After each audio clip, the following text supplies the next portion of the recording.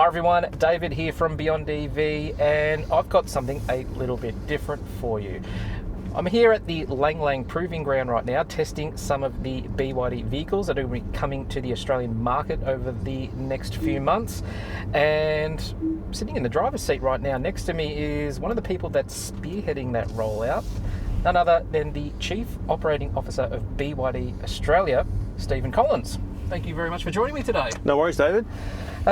So you were brought on by BYD earlier this year to look over the Australian operations, and those involved in the auto industry probably already know who you are, and I'm sure there's a few watching this channel in particular that probably don't. So I thought I'd start off by just getting a bit of a background on your involvement in the auto industry and what you were up to before BYD. Yeah, look, I've been involved in the auto industry for more than 25 years. Yep. It's an industry I love. I started off actually at Honda Australia as an analyst after completing an economics degree. So I stayed there for a while.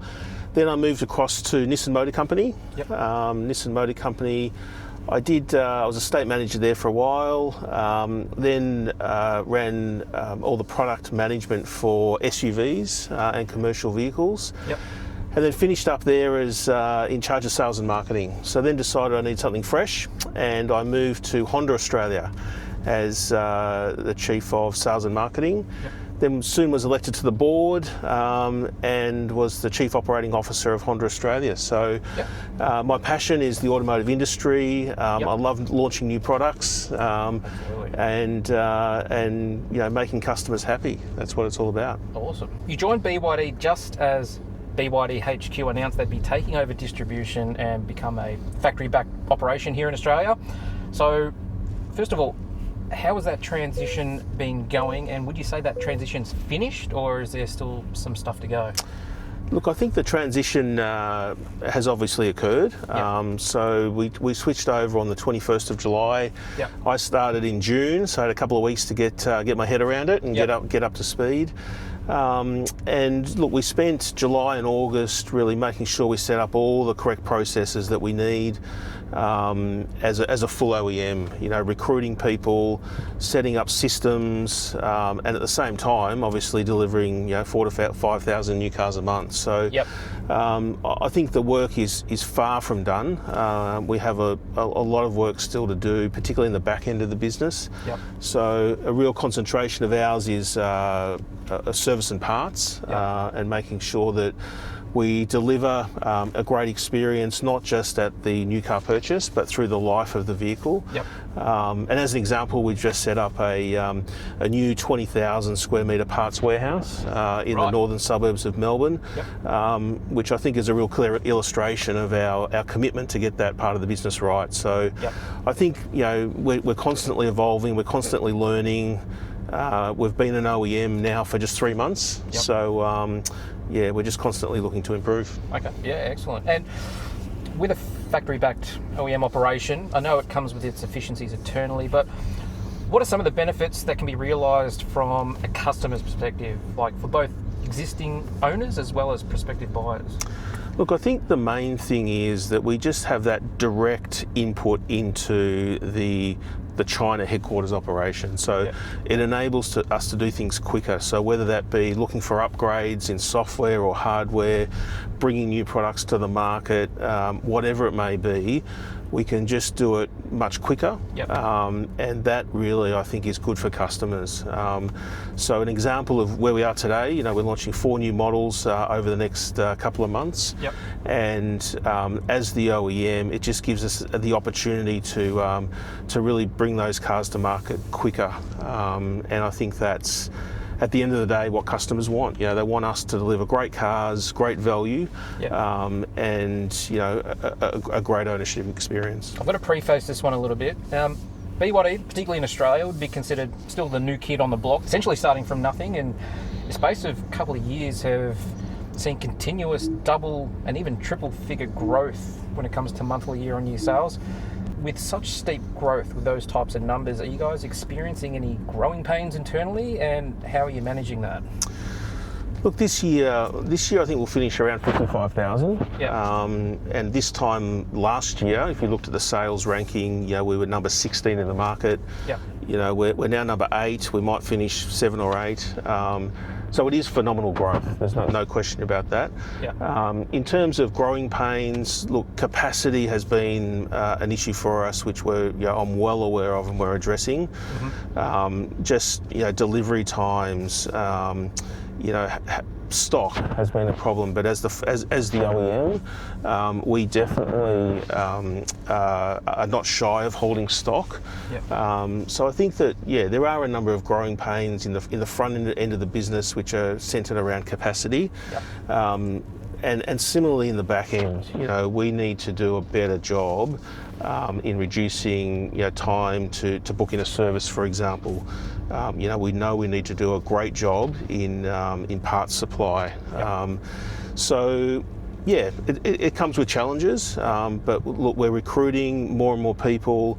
We're investing a lot of time, effort and money in making sure we get it right for the long term. Yep. And we think we're getting a lot of things right, but we've still got a lot to improve upon, without question. As far as reach is concerned, I remember early 2024, the guys at EV Direct mentioned they wanted to double the amount of service centres within the next 12 months. And I think at the time they said that, then there was only about 20 or so BYD dealerships around. Yep. At last count, I think there's around 80 now. Given the continued growth that BYD is experiencing, what are the plans over the next 12 months? Are you looking to expand even further, and do you have a particular number you have in mind for the next 12 months? Yeah, look, we are. You're right. The current count is around 80. We've got just over 100 that are approved, so there's around 20 that are work in progress and what we call pre-operational, and they'll be up and running shortly. Yep. Ultimately, early next year, we want to be around 150, and we think that's about the right number. Yep. It gives a good mix of customer convenience, but it also gives sufficient throughput for our dealers to be profitable. Yep. And for the business to be healthy. So again, we're ramping up our dealer network department and making sure that we can get those sites up and running as quickly as possible. Yep. Not just focusing on metro, but we think provincial and rural are a big part of that success factor. Yeah. Definitely. Just keeping on the customer service side of things, on top of the dedicated BYD service centres, BYD also has a partnership with MyCar as an authorised server of BYD vehicles. Now, not all MyCar centres are actually geared up to service BYD vehicles.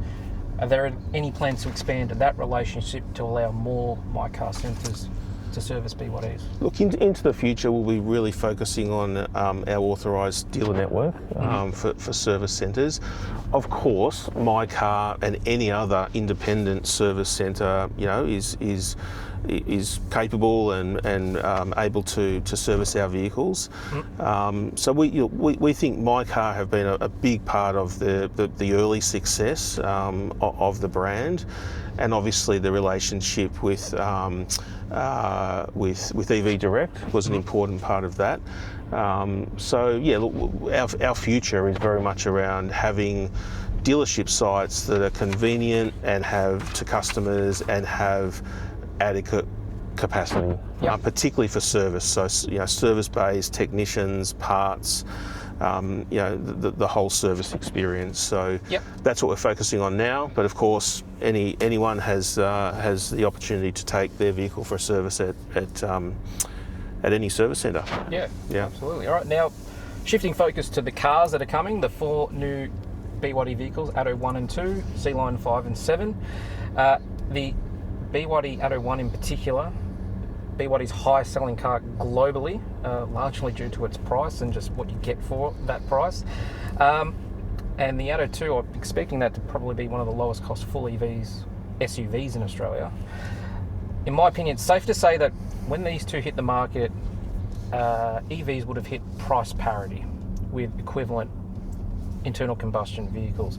Do you think that the introduction of these cars will be a pivotal moment for the EV segment? And do you think that these two cars will finally allow sort of just everyday drivers who probably wouldn't have otherwise picked an EV actually go out and get one? Well, I mean, our strategy is all around making EV more affordable, and we think Atto 1 in the micro segment and Atto 2 in its segment, deliver on that in spades. So it's all about making it more accessible, and for us, that's a major priority, because we know that there's more demand out there for electric and plug-in vehicles, and we ultimately think that it's our responsibility to bring these vehicles to the market, make them affordable, put great tech in them, awesome safety features, and that's what we're doing with those two cars. And we think that it'll just broaden the appeal of the brand, bring more customers, to the brand to experience those key features, and we're really excited about that. Yeah, definitely. And just lastly, and this one's a little bit left field.